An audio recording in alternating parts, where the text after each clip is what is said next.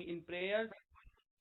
Om Vishnupadaya Krishnapreshthaya Bhutale Srimate Bhaktivedanta Swamin iti namine Namaste Saraswate Deve Gauravani Pracharine Nirvishesha Shunyavadi Paschatya Deshatarine Jai Shri Krishna Chaitanya Prabhu Nityananda Shri Advaita Gadadhara Shivasadi Gaura Bhakta Vrinda Hare Krishna Krishna Krishna Hare Hare Hare Rama Rama Rama Hare Hare.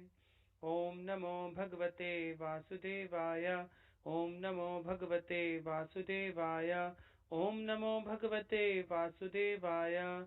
Narayanam Namaskritya Naram Chaiva Narottamam Devim Saraswatim Vyasam Tato Jayamudiraet Nashtaprayeshu Abhadreshu Nityam Bhagavata Sevaya Bhagwati उत्तमा श्लोके भक्तिर भवति नैष्ट की. श्रीमद् भागवतम की जय. श्रील प्रभुपाद की जय. Welcome all of you for today's Srimad Bhagavatam session. We are discussing from first canto chapter 9. Title of the chapter is भगवान श्री कृष्ण की उपस्थिति में भीष्म देव का देह त्याग. और हम भक्तों ने कल श्लोक नंबर 34 तक पढ़ लिया था. हमने श्लोक नंबर 35 तक पढ़ लिया था. आज हम इसका फर्दर श्लोक नंबर 36 पढ़ेंगे. बहुत इंपॉर्टेंट श्लोक है. हमने देखा था कि कल के श्लोकों में ये क्या कर रहे हैं. जो भीष्म पितामह हैं, भगवान के प्योर भक्त हैं.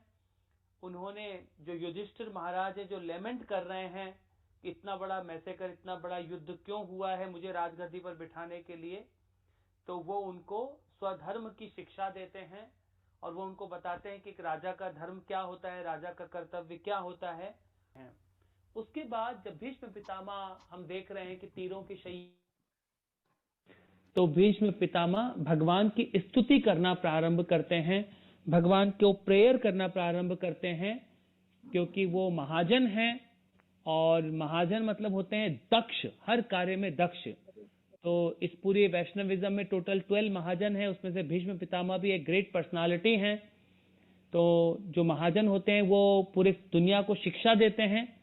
तो यहाँ पर भीष्म पितामह भगवान की स्तुति भी कर रहे हैं और क्या कर रहे हैं, साथ में स्पेशल हमें ज्ञान भी दे रहे हैं. तो जो कल का श्लोक हमने पढ़ा था, जो कि था श्लोक नंबर 35, बहुत इंपॉर्टेंट श्लोक था. इसमें देखिए वो क्या बोल रहे थे कल के श्लोक में. अपने मित्र के आदेश का पालन करते हुए भगवान श्री कृष्ण कुरुक्षेत्र के युद्ध स्थल में अर्जुन तथा दुर्योधन के सैनिकों के बीच में प्रविष्ट हो गए और वहां स्थित होकर उन्होंने अपनी कृपापूर्ण चितवन से विरोधी पक्ष की आयु क्षीण कर दी. यह सब शत्रु पर उनके दृष्टिपात करने मात्र से हो गया. ऐसा मन उन कृष्ण में. हरे कृष्णा. साउंड नहीं आ रही है. भगवान बताते हैं कि ये जो पूरी प्रकृति है, ये जो पूरा मटेरियल वर्ल्ड है, ये भगवान की अध्यक्षता में चलता है. भगवान क्लियरली भगवत गीता में समझाते हैं, मया दक्षेण प्रकृति सूयते सचराचरम. ये जो चर और अचर, ये जितने भी हमें आंखों के सामने ये जो प्राणी नजर आते हैं, मिट्टी के शरीर नजर आते हैं, ये सब क्या चल रहे हैं, भगवान की अधीनता में चल रहे हैं. इसीलिए बोला जाता है इस दुनिया में एक पेड़ का पत्ता भी नहीं हिल सकता जब तक भगवान सैंक्शन नहीं करते. इसका मतलब होता है जब तक परमात्मा इस मटेरियल नेचर का ऑर्डर नहीं देते तब तक ये दुनिया में कुछ भी नहीं हो सकता. तो हम लोग क्या है, अल्टीमेटली भगवान के हैंड्स में हमें पपेट बन जाना चाहिए ताकि हम क्या हो सकें, भगवान की सीरियस सेवा कर सकें. और इसमें क्या किया है भगवान, देखिए अपने भक्त के लिए, अर्जुन के लिए क्या बन गए हैं, अब सखा बन गए हैं अर्जुन के लिए, उनके ड्राइवर बन गए हैं, उनके रथ चलाने के लिए उनके रथ पर बैठ गए हैं. और भगवान ने अर्जुन के कहते ही क्या किया, तुरंत उस रथ को लाकर दोनों सेनाओं के बीच में लाके खड़ा कर दिया ताकि अर्जुन क्या हो सके, इन सब सेनाओं को देख सके. और भगवान ने क्या किया, जितने भी ये सारे सैनिक थे और भीष्म पितामह, दुर्योधन, सबका क्या कर दिया, सबकी आयु को क्षीण कर दिया। तो ये सिर्फ भगवान एक ग्लांस से कर सकते हैं, तो इसीलिए वो क्या है, सुप्रीम भगवान है। तो ये भीष्म पितामह भगवान की स्तुति कर रहे हैं श्लोक नंबर 32 से। तो हमने कल श्लोक नंबर 32, 33, 34, 35 तक पढ़ लिया है। तो आज हम क्या पढ़ेंगे, पांचवी प्रेयर पढ़ेंगे। अब भीष्म पितामह भगवान की स्तुति में क्या बोल रहे हैं। तो अब मैं श्लोक नंबर 36 पढ़ता हूं।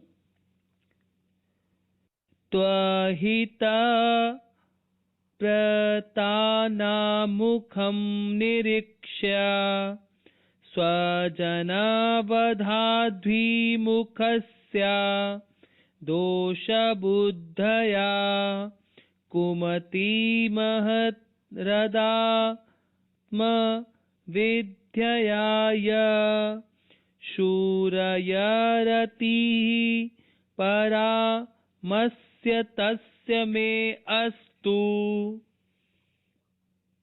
इसका हम ट्रांसलेशन पढ़ते हैं। जब युद्ध क्षेत्र में अर्जुन अपने समक्ष सैनिकों तथा सेनापतियों को देखकर अज्ञान में कलुषित हो रहा लग रहा था, तो भगवान ने उसके अज्ञान को दिव्य ज्ञान प्रदान करके समूल नष्ट कर दिया। उनके चरण कमल सदैव मेरे आकर्षण के लक्ष्य बने रहें। तो यहाँ पर जो भीष्म पितामह हैं वो इस तरह की प्रेयर कर रहे हैं। वो महाजन हैं, भगवान के प्योर भक्त हैं, और वो क्या बोल रहे हैं कि उनके चरण कमल सदैव मेरे आकर्षण के लक्ष्य बने रहें। तो वो प्रे कर रहे हैं भगवान से कंटिन्यूसली इस हम्बल पोजीशन में कि जो भगवान के लोटस फीट हैं वो क्या हो सके, मेरे हृदय में मैं उनको हमेशा बसा सकूं, क्योंकि भगवान के जो चरण कमल हैं वो भगवान से भी ज्यादा दयालु हैं। तो हमें भी क्या करना चाहिए, भक्तों को इसी प्रकार से भगवान से प्रार्थना करते रहना चाहिए, ताकि हम भी क्या हो सके, भगवान के चरण कमलों को हमारे हृदय में बसा सके। और इसमें जो अर्जुन, जब भगवान ने रथ को बीच में ले लिया है, तो इसमें तीन चीजें सिखाएंगे। अर्जुन को तीन प्रिंसिपल बता रहे हैं इस श्लोक में। वो पहले बता रहे हैं कि अर्जुन जब युद्ध भूमि में जब जाता है, रथ को खींच के बीच में ले गए हैं, तो भगवान चाहते हैं कि अर्जुन क्या देख रहा है, अपने गुरु को, अपने भाइयों को और अपने टीचर को, इन सबको जब देखा तो क्या हो गया, अर्जुन मोहग्रस्त हो गया। तो जब वो मोहग्रस्त हो रहा है, क्या बोल रहे हैं, जब युद्ध क्षेत्र में अर्जुन अपने समक्ष सैनिकों तथा सेनापतियों को देखकर अज्ञान से कलुषित हो लग रहा था, तो क्या हो गया, अज्ञान से कलुषित हो गया, अज्ञान आ गया। तो अर्जुन ने अभी क्या किया, अपनी आंखों से देखा। तो हम लिविंग एंटिटीज भी क्या करते हैं, हम भौतिक प्राणी हमेशा अपनी आंखों से देखते हैं। तो हमें क्या दिखाई देता है, ये सब शरीर दिखाई देते हैं। परंतु जैसे ही आप भगवान की आंखों से देखेंगे, भगवान की आंखों से देखने का क्या मतलब होता है, जब आप इस भगवत गीता और इस भागवतम को पढ़ लेंगे तो आपकी आंखों के सामने क्या लग जाता है, शास्त्र चक्षु लग जाता है। तो जब आप शास्त्र चक्षु से किसी चीज को देखते हैं तो आप क्या देख पाते हैं, एज इट इज देख पाते हैं कि ये सब भगवान का प्लानिंग है। ये जितने भी शरीर चल रहे हैं हमारी आंखों के सामने, इन सब को परमात्मा चला रहे हैं, सब कुछ कृष्णा कर रहे हैं। तो आपको हर जगह भगवान की प्रेजेंस नजर आएगी जब आप भगवान की आंखों से किसी चीज को देखने का प्रयास करेंगे। अपनी दृष्टि से देखेंगे तो आपको कुछ भी नहीं दिखेगा। अपनी दृष्टि से तो आप एक औरत को औरत समझेंगे, औरत का शरीर समझेंगे, और एक औरत पुरुष को शरीर समझेगी, और इस भौतिक संसार में, इस मटेरियल अट्रैक्शन में हम फंसे रहेंगे। परंतु भगवान कैसे देखते हैं, जब हम भगवान के शास्त्र चक्षु से देखते हैं तो इस भौतिक संसार को फिर हम एज इट इज देख पाते हैं। तो अभी जो अर्जुन भ्रम में लग गया है, कलुषित हो गया है उसका ज्ञान, तो अब भगवान क्या करेंगे, उसके ज्ञान को, जब भगवान उसको भगवत गीता का ज्ञान सुनाएंगे, और इस भगवत गीता के ज्ञान से क्या हो जाएगा, अर्जुन का हृदय भी प्यूरिफाई हो जाएगा। वो भी समझ जाएगा कि मुझे क्या कार्य करना है, क्या ड्यूटी करनी है। और ये ज्ञान क्या करता है, इस पूरी दुनिया को प्यूरिफाई कर रहा है। सिर्फ अर्जुन के लिए नहीं दिया भगवान ने ज्ञान, इस पूरे यूनिवर्स के लिए दिया है। इन सब शरीरों के लिए दिया है, इन सब आत्माओं के लिए दिया है, ताकि इस भगवत गीता के ज्ञान को हमारे जीवन में ले सके। और हम भी जिस प्रकार अर्जुन ने, जिस प्रकार महाजन होते हैं, जिस प्रकार ये ड्यूटी करते हैं, उस प्रकार हम भी अपनी भगवान के प्रति अपनी ड्यूटी को कर सकें। आगे क्या बोल रहे हैं? तो भगवान ने उसके अज्ञान को दिव्य ज्ञान प्रदान करके समूल नष्ट कर दिया। क्या बोल रहे हैं वो? जैसे ही भगवान ने भगवत गीता का ज्ञान दिया तो फिर अर्जुन क्या बोला? हाँ भगवान, अब मैं सबको मारूंगा। वो बोला कि बस अब मैं आपने जो बोल दिया उस ड्यूटी को मैं करूंगा। तो ये नॉलेज इतनी इंपॉर्टेंट है। जैसे ही आप इस ज्ञान को अपने जीवन में लेते हैं, क्या हो जाता है? हम भगवान की आज्ञा का पालन करने के लिए तत्पर हो जाते हैं। और जो भी जीव इस प्रकार भगवान की आज्ञा करने का, भगवान की आज्ञा को मानने के लिए तैयार हो जाता है, वो क्या हो जाता है? इस भौतिक संसार से तुरंत निकल पाता है। तो ये बहुत स्पेशल श्लोक है। और तीसरा प्रिंसिपल दिए रहे हैं, जो महाजन है, भीष्म पितामह है, वो तीसरा प्रिंसिपल क्या दे रहे हैं? कि हम क्या करें? अपने आप को भगवान के चरण कमलों में सरेंडर कर दें। उनको चरण कमलों को, भगवान के जो लोटस फीट हैं, उनको हम क्या कर सकें? अपने हृदय में बसा लें। तो इसका हम तात्पर्य पढ़ते हैं। बहुत सुंदर तात्पर्य है। तो मैं रिक्वेस्ट करूंगा प्रभु जी से, प्रभु जी आप इसका तात्पर्य पढ़िए।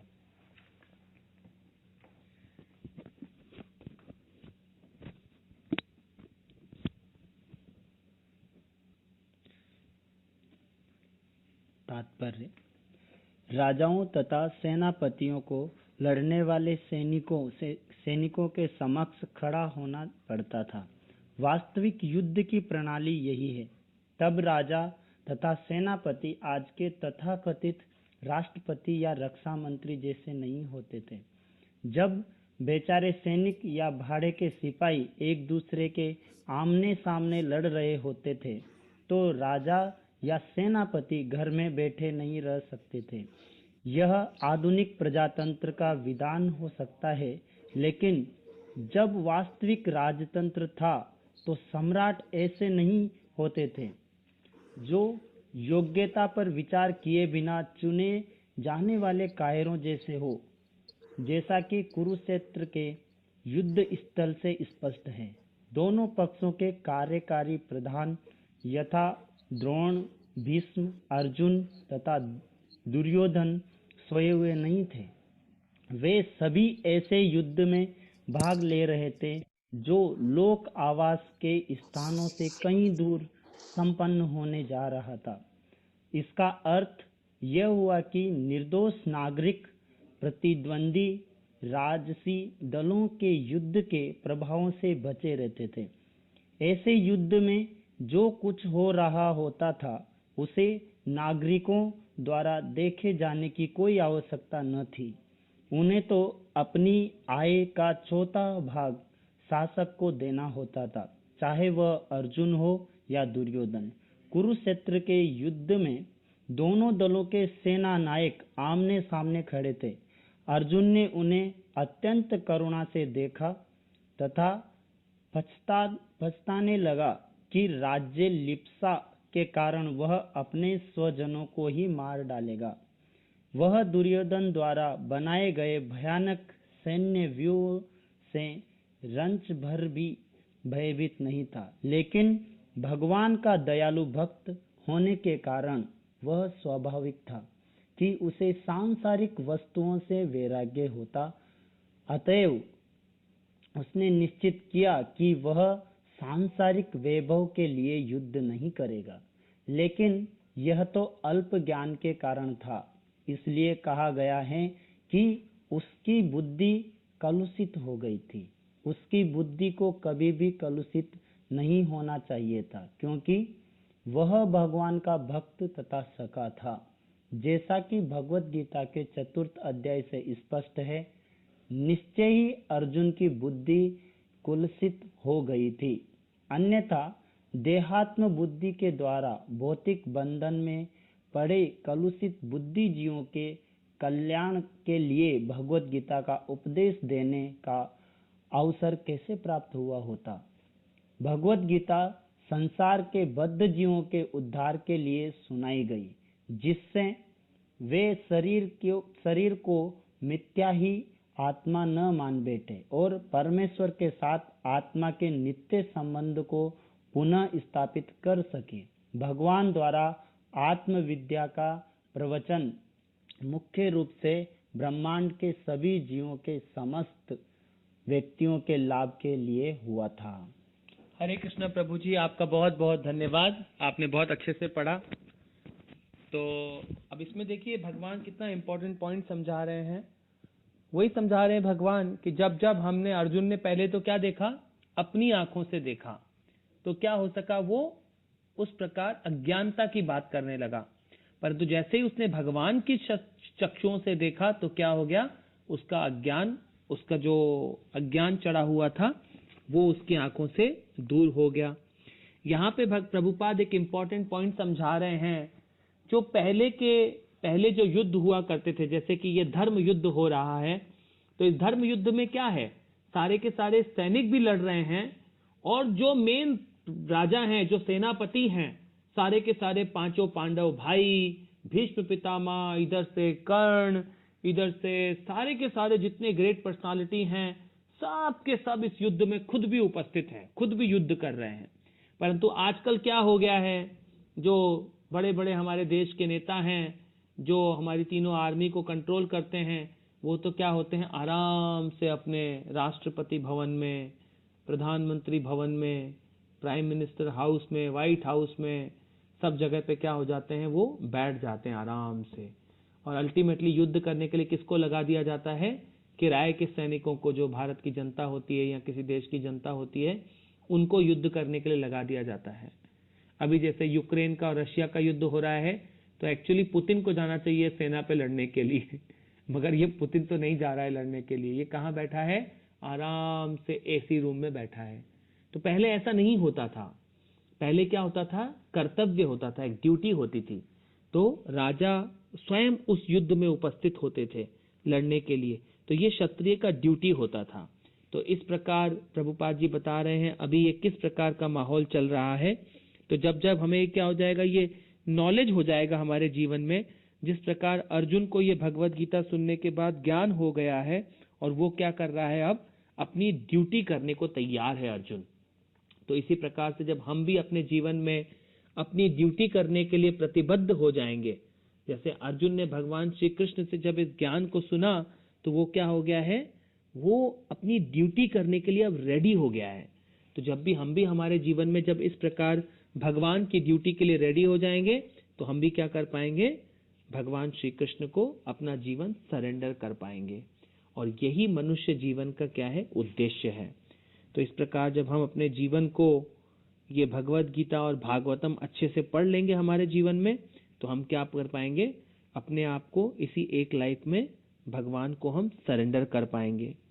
नहीं तो क्या हो रहा था, अब देखें तो हम यहाँ पर वो बोल रहे हैं, वह दुर्योधन द्वारा बनाए गए भयानक सैन्य व्यूह से रंच मात्र भी भयभीत नहीं था, लेकिन भगवान के दयालु भक्त होने के कारण वह स्वाभाविक था कि उसे सांसारिक वस्तुओं से वैराग्य होता।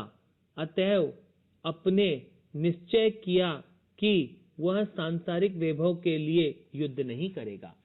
तो जिस प्रकार यहाँ बता रहे हैं, जब अर्जुन ने इस सब चीजों को देखा, तो वो क्या था, एक्चुअली तो भगवान का प्योर डिवोटी है, परंतु फिर भी एक भगवान का प्योर भक्त क्या होता है, इन सांसारिक चीजों से अटैच नहीं होता है। क्योंकि मैं क्या करूंगा इन चीजों का, इस बड़े बड़े इन सब का भी क्या करूंगा, जंगल में जाल चला जाऊंगा। भगवान का भक्त क्या सोचता है, नहीं ये बॉडी मेरा है, नहीं ये सब कुछ मेरा है। उसको पता होता है कि इस हर चीजों के प्रोप्राइटर कौन है, भगवान है, कृष्ण इसके रियल ओनर हैं। तो मगर यहाँ पे अर्जुन कैसा व्यवहार कर रहा है, वो क्या बोल रहा था भगवान से, भगवान मैं तो जंगल में चला जाऊंगा और क्या कर लूंगा, भीख मांग के अपने जीवन को चला लूंगा। तो इस प्रकार वो भगवान के सामने की इस प्रकार की बातें कर रहा था। परंतु भगवान क्या चाहते थे उससे, कि वो सबसे इंपॉर्टेंट ड्यूटी करे, जैसा मैं बोल रहा हूं वो वैसा करे। तो जब हम इस नॉलेज को लेते हैं तो हम कैसा एक्शन करते हैं, जैसा भगवान हमसे चाहते हैं। अगर आपके जीवन में जब आपसे कृष्णा जो चाहते हैं, जब आप वैसा एक्शन करते हैं, तो आप क्या हो जाते हैं, प्यूरिफाई हो जाते हैं। तो इसमें हमको ये 3 प्रिंसिपल पता लगे हैं कि हमें क्या करना चाहिए हमारे जीवन में। सबसे इंपॉर्टेंट इंस्ट्रक्शन है हमारे जीवन में कि कोई भी कार्य करना है, वो सही है गलत है हमें नहीं मालूम, सिंपल सी बात है, कृष्णा को फॉलो करिए, कृष्णा को। जैसे कि युधिष्ठिर महाराज को जब भगवान श्री कृष्ण ने बोला था कि आप जाइए, और किसको बोला था, द्रोणाचार्य को बोलिए कि भीष्म अश्वत्थामा की मृत्यु हो गई, उससे क्या हो जाएगा, उनकी शक्ति क्षीण हो जाएगी, वो डर जाएंगे। तो जबकि अश्वत्थामा तो क्या था, एक हाथी मरा था। तो इस पे क्या हुआ, उन्होंने, जो युधिष्ठिर महाराज थे, उन्होंने कहा मैं झूठ नहीं बोलूंगा, परंतु ये भगवान का आदेश था, परंतु फिर भी उन्होंने इस तरह किया था, तो उनको क्या हो गया था, बहुत बड़ा दंड मिला था। तो इसीलिए बोलते हैं सबसे इंपॉर्टेंट प्रिंसिपल है जीवन का कृष्णा को फॉलो करना। अगर कृष्णा ने जो बोला है वो टॉप मोस्ट सही चीज है, टॉप मोस्ट सत्य है, वो आपको ऐसे लगेगा कई बार कि भगवान ऐसा कैसे बोल रहे हैं, इतने लोगों को क्यों मारने के लिए बोल रहे हैं, परंतु जो भगवान बोल रहे हैं वो क्या है, वो टॉप मोस्ट सत्य है। तो जो भगवान की बात मान लेते हैं वो क्या हो जाते हैं, वो बहुत प्रिय होते हैं भगवान के, और इस भौतिक संसार से वो तुरंत निकलकर स्पिरिचुअल वर्ल्ड में ट्रांसफर हो जाते हैं। तो आज की कथा को हम यहीं विराम करते हैं, और किसी का कोई प्रश्न है तो आप पूछ लीजिए। और अभी हम एक माला हरे कृष्ण मंत्र का जप करेंगे प्रभुपाद जी के साथ।